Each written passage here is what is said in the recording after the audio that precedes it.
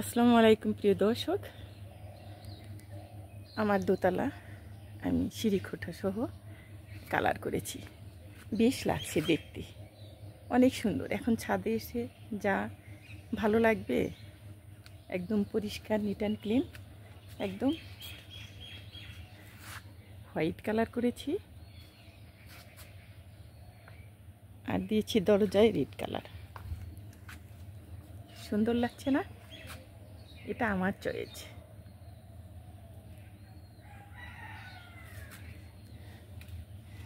ছাদটা এলোমেলো গোছানো নয়, কারণ এই জন্যেই যে লেবারে আরও অনেক কাজ করবে, এগুলি ক্লিন করবে, তারপরে টবগুলো গুছবে, টবের যে সারা ছাদ টবগুলো সরিয়ে সরিয়ে এগুলো ঝাড়ু দিয়ে একদম ক্লিন করবে।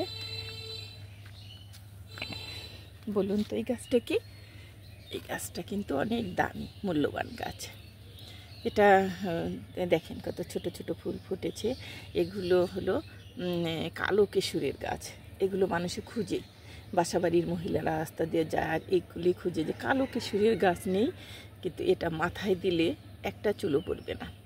আপনি 7 দিন ব্যবহার করে দেখেন, 7 দিনে 2 বার করবেন, তাহলে দেখবেন আপনার মাথার চুল স্ট্রং হয়ে গেছে, তারপরেও কালো হয়ে গেছে, পাকা চুলও কালো হয়ে যাবে।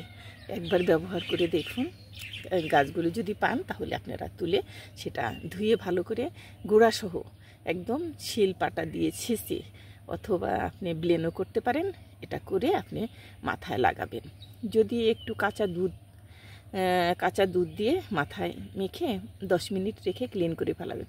ক্লিন করার পরে আপনি বলবেন যে ওয়াও, চুলগুলো এত ঝরঝরে, চুল তো ধরাই যায় না, চুলগুলো চিল্কি একদম অন্যরকম হয়ে যায়। আমি নিজে ইউজ করি এগুলো। আচ্ছা, অনেক কথাই হলো।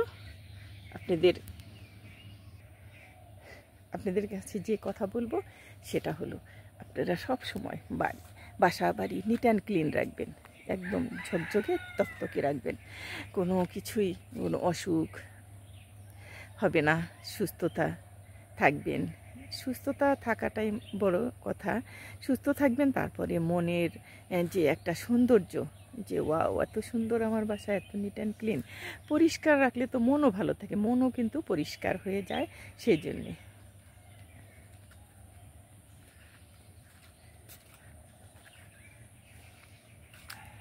আমার ছাদটা এলোমেলো, আমি আপনাদের আগেই বলেছি, সব কিছু কালার হচ্ছে, এগুলো গোছানো হবে। কাঠ বা যত কিছু একাত্র করা, এগুলো সব কিছু নিচে ফেলে দিব। তারপরে আমার বাসাটা আমি এমনভাবে, ছাদটা এমনভাবে সুন্দর করব যে সবাই যেন দেখে এসে বলে যে কত সুন্দর। হ্যাঁ, এটাই আমি চাই। কারণ আমার বাসায় আমার ভাই বোনেরা, ভাইয়ের বউরা সবাই আসে, ভাগ্নিরা, বাস্তিরা সবাই আসে। ফুল গাছটা দারুণ হয়েছে না?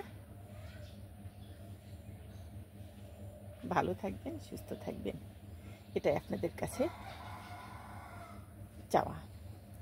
ফুল দেখিয়ে দিলাম। ফুল তো সবাই ভালোবাসে, শিশুদের যারা ভালোবাসে ফুলকেও তারা ভালোবাসে। ফুল তো সবাইকেই স্বাগত জানায়, সবাইকেই ফুল আগে কিনতে হয়।